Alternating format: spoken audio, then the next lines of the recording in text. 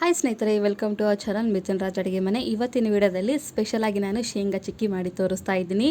ಪರ್ಫೆಕ್ಟಾಗಿ ಮಾಡ್ಕೋಬೋದು. ಹೊರಗಡೆ ಸ್ವೀಟ್ ಶಾಪಲ್ಲಿ ಯಾವ ಥರ ಇರುತ್ತಲ್ಲ ಅದೇ ಥರನೇ ಮನೇಲಿ ಪರ್ಫೆಕ್ಟಾಗಿ ಮಾಡ್ಕೋಬೋದು. ಕೆಲವೊಬ್ಬರಿಗೆ ಮಾಡೋಕ್ಕೆ ಬರುತ್ತೆ, ಬಟ್ ಪಾಕ ಸರಿಯಾಗಿ ಬರೋದಿಲ್ಲ, ಮತ್ತು ಬಾಯಲ್ಲಿ ಇಟ್ಟಾಗ ಅಂಟ್ಕೊಳ್ಳೋದು ಆ ಥರ ಆಗುತ್ತೆ. ಆ ಥರ ಟೆನ್ಷನ್ ಏನೂ ಇಲ್ಲ. ನಾನು ಮಾಡೋ ಕೆಲವೊಂದು ಟಿಪ್ಸ್ನ ಆ್ಯಂಡ್ ಸ್ಟೆಪ್ಸ್ನ ನೀಟಾಗಿ ಅರ್ಥ ಮಾಡ್ಕೊಳ್ಳಿ. ಪರ್ಫೆಕ್ಟಾಗಿ ಮಾಡ್ಕೋಬೋದು, ನಾನು ಗ್ಯಾರಂಟಿ ಕೊಡ್ತೀನಿ. ಓಕೆನಾ? ತಡ ಮಾಡಿದೆ ವಿಡಿಯೋ ಸ್ಟಾರ್ಟ್ ಮಾಡೋಣ. ಮೊದಲನೇದಾಗಿ 1 ಕಪ್ಪಷ್ಟು ಶೇಂಗಾ ಬೀಜ ತೊಗೊಂಡಿದ್ದೀನಿ, 3/4 ಕಪ್ಪಷ್ಟು ಬೆಲ್ಲ ತೊಗೊಂಡಿದ್ದೀನಿ. ಮೆಜರ್ಮೆಂಟ್ನ ಕರೆಕ್ಟಾಗಿ ನೆನ್ಪಿಟ್ಕೊಳ್ಳಿ. ಯಾವ ಕಪ್ಪಲ್ಲಿ ಶೇಂಗಾ ಬೀಜ ತೊಗೊಂಡಿರ್ತೀವೋ ಅದೇ ಕಪ್ಪಲ್ಲಿ 3/4 ಕಪ್ಪಷ್ಟು ಬೆಲ್ಲ ತೊಗೋಬೇಕು. ಇನ್ನೊಂದು, ಈ ಥರ ಬಿಳಿ ಬೆಲ್ಲ ತೊಗೊಳ್ಳಿ. ಕೆಲವೊಬ್ಬರ ಹತ್ರ ಕಪ್ಪು ಬೆಲ್ಲ ಇರುತ್ತೆ, ಆ ಥರದ್ದು ಯೂಸ್ ಮಾಡಿಬಿಡ್ರಿ. ಯಾಕಂದರೆ ಚಿಕ್ಕಿ ಮಾಡ್ಬೇಕಾದ್ರೆ ಕಪ್ಪಗಾಗ್ಬಿಡುತ್ತೆ. ಅದಕ್ಕೋಸ್ಕರ ಈ ಥರ ಬಿಳಿ ಬೆಲ್ಲ ಆಗಿದ್ದರೆ ಚೆನ್ನಾಗಿರುತ್ತೆ. ಇದನ್ನು ಸಣ್ಣ ಉರಿನಲ್ಲೇ ನೀಟಾಗಿ ಹುರ್ಕೋಬೇಕು. ಲೋ ಫ್ಲೇಮ್ ಅಥವಾ ಮೀಡಿಯಮ್ ಫ್ಲೇಮಲ್ಲಿ ಇಟ್ಕೊಂಡು ನೀಟಾಗಿ ಹುರ್ಕೋಬೇಕು. ನೋಡಿದ್ರ, ಈ ಥರ ಕಟ್ಟಿಗೆಯಿಂದ ಈ ಥರ ಪ್ರೆಸ್ ಮಾಡಿದರೆ ತನ್ನಷ್ಟಕ್ಕೆ ತಾನೇ ಉದುರೋಗ್ಬಿಡ್ಬೇಕು. ಏನು ಮೇಲೆ ಪೀಲ್ ಆಫ್ ಆಗಬೇಕು. ಇವಾಗ ಗ್ಯಾಸ್ ಆಫ್ ಮಾಡಿಬಿಟ್ಟು ಒಂದು ಪ್ಲೇಟಲ್ಲಿ ತೊಗೊತೀನಿ.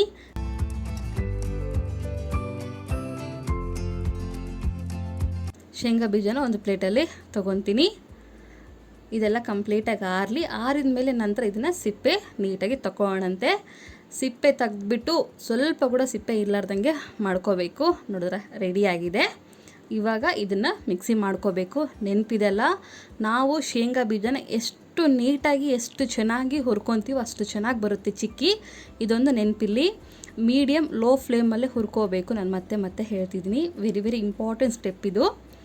ನೋಡಿದ್ರೆ ಇದನ್ನು ತರಿಯಾಗಿ ರುಬ್ಕೋಬೇಕು. ಇನ್ನು ನೋಡಿದ್ರೆ ತರಿಯಾಗಿ ಈ ಥರ ಮಿಕ್ಸಿ ಮಾಡ್ಕೋಬೇಕು. ತೀರಾ ಫೈನಾಗಿ ಪೌಡ್ರ್ ಥರ ಮಾಡ್ಕೋಬೇಡಿ. ಇಷ್ಟಾದರೆ ಸಾಕು. ಅಲ್ಲಲ್ಲಿ ಸ್ವಲ್ಪ ಶೇಂಗಾ ಬೀಜ ಕಾಣಬೇಕು.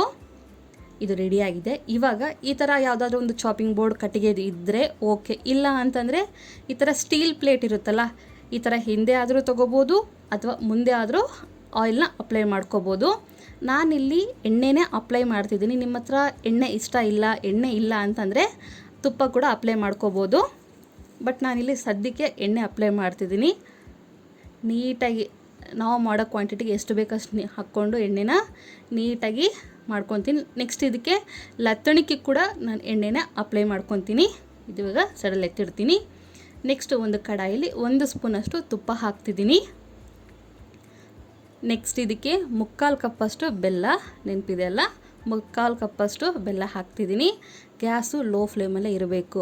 ನಾವು ಯಾವುದೇ ಸ್ವೀಟ್ ಮಾಡಿರಲಿ, ಏನೇ ಮಾಡಿರಲಿ, ಸ್ವಲ್ಪ ಪೇಷನ್ಸಿಂದ ಮಾಡಿದರೆ ಪರ್ಫೆಕ್ಟಾಗೇ ಬರುತ್ತೆ. ಕೆಲವೊಬ್ರು ಗಡಿಬಿಡಿಯಾಗಿ ಏನು ಮಾಡ್ತಿರ್ತಾರೆ, ಬೇಗ ಮಾಡ್ಕೊಂಬಿಡ್ಬೇಕು ಅನ್ನೋ ಟೆನ್ಷನ್ ಇಲ್ಲ. ಹೈ ಫ್ಲೇಮಲ್ಲಿಟ್ಟು ಮೀಡಿಯಮ್ ಫ್ಲೇಮಲ್ಲಿಟ್ಟು ಮಾಡ್ಕೊಳ್ಳೋದ್ರಿಂದ ಚೆನ್ನಾಗಿ ಬರೋದಿಲ್ಲ, ಕೆಟ್ಟೋಗ್ಬಿಡುತ್ತೆ. ನಾನು ಮತ್ತೆ ಹೇಳ್ತಿದ್ದೀನಿ, ಪಾಕ ಬರೋವರೆಗೂ ಲೋ ಫ್ಲೇಮಲ್ಲೇ ಇರಬೇಕು. ಸ್ವಲ್ಪ ಟೈಮ್ ಟೇಕನ್ನಾಗುತ್ತೆ, ಬಟ್ ಲಾಸ್ಟಲ್ಲಿ ರಿಸಲ್ಟ್ ಸಖತ್ತಾಗೆ ಬರುತ್ತೆ.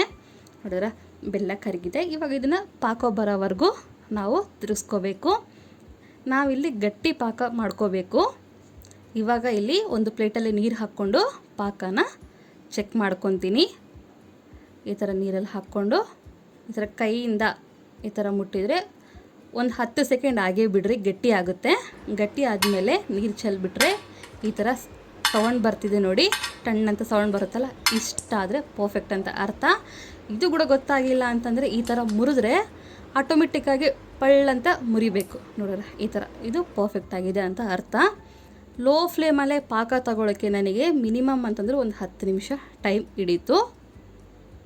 ಇವಾಗ ಇದನ್ನು ನೀಟಾಗಿ ಕಲಿಸ್ಕೊಂಡು ಆಲ್ರೆಡಿ ರೆಡಿ ಮಾಡ್ಕೊಂಡಿರುವಂಥ ಶೇಂಗಾ ಪುಡಿನ ಕೂಡ ಹಾಕ್ತೀನಿ.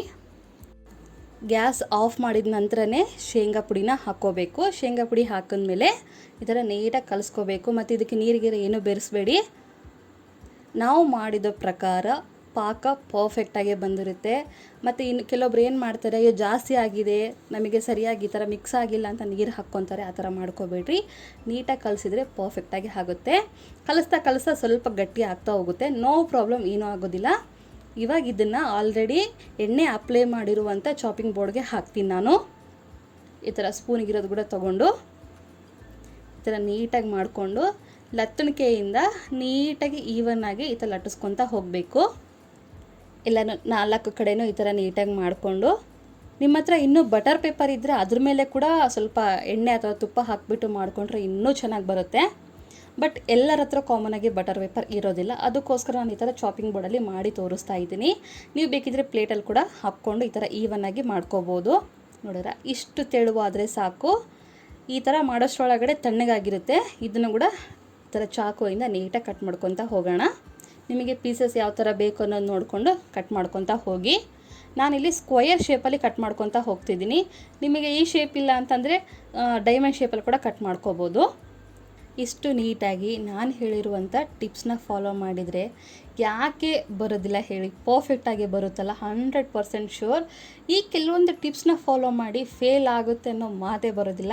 ಹೆಚ್ಚು ಕಡಿಮೆ ಆದರೆ ಸ್ವೀಟ್ ಶಾಪು ಕೂಡ ಮಾರುವಷ್ಟು ಪರ್ಫೆಕ್ಟಾಗಿ ಬರುತ್ತೆ ಅಂತ ಹೇಳ್ಬೋದು. ಸ್ವಲ್ಪ ಟೈಮ್ ಟೇಕನ್ ಆ್ಯಂಡ್ ಪೇಷನ್ಸಿಂದ ಮಾಡಿದರೆ 100% ಶ್ಯೂರ್ ಪರ್ಫೆಕ್ಟಾಗಿ ಬರುತ್ತೆ. ಇದು ಒಂದು 70-80% ತಣ್ಣಗಾದಮೇಲೆ ಈ ಥರ ತೊಗೊಂಡು ಒಂದು ಪ್ಲೇಟಲ್ಲಿ ಎತ್ತಿಟ್ಕೊಳ್ಳಿ. ಕಂಪ್ಲೀಟಾಗಿ ಆರಿದ ಮೇಲೆ ತೊಗೊಂಡ್ರೆ ಗಟ್ಟಿ ಇರುತ್ತೆ, ಅದಕ್ಕೋಸ್ಕರ ಬೇಡ. ಒಂದು 80% ತಣ್ಣಗಾಗಿದೆ ಅಂತ ಅನ್ನೋ ಟೈಮಲ್ಲಿ ಈ ಥರ ತೊಗೊಂಡು ಈ ಥರ ಮುರಿದು ಒಂದು ಪ್ಲೇಟಲ್ಲಿ ಎತ್ತಿಟ್ಕೊಳ್ಳಿ. ನಂತರ ಕಂಪ್ಲೀಟಾಗಿ ಆರಿದೆ ಅಂದಮೇಲೆ ತಿಂದರೆ ಸೂಪರಾಗಿರುವಂಥ ಶೇಂಗಾ ಚಿಕ್ಕಿ ರೆಡಿಯಾಗಿರುತ್ತೆ. ಎಷ್ಟು ಸಿಂಪಲ್ ಅಲ್ವಾ? ಈ ರೆಸಿಪಿ ನಿಮಗೆ ಎಲ್ಲರಿಗೂ ಇಷ್ಟ ಆಗುತ್ತೆ ಅಂದ್ಕೊಂಡಿದ್ದೀನಿ. ಇಷ್ಟ ಆಗಲೇಬೇಕು. ನೀವು ಟ್ರೈ ಮಾಡಿ ಈ ರೆಸಿಪಿ ಹೇಗೆ ಬಂದಿದೆ ಅನ್ನೋದು ಕಾಮೆಂಟ್ ಬಾಕ್ಸಲ್ಲಿ ಹಾಕೋದನ್ನು ಮಾತ್ರ ಮರಿಬೇಡಿ, ಓಕೆನಾ? ಇದೇ ಥರನೇ ಹೆಚ್ಚಿನ ವೀಡಿಯೋಸ್ಗಾಗಿ ನನ್ನ ಮಿಥುನ್ ರಾಜ್ ಅಡುಗೆ ಮನೆ ಅನ್ನೋ ಚಾನಲ್ನ ಫಾಲೋ ಮಾಡ್ತೀರಾ ಅಂದ್ಕೊಂಡಿದ್ದೀನಿ.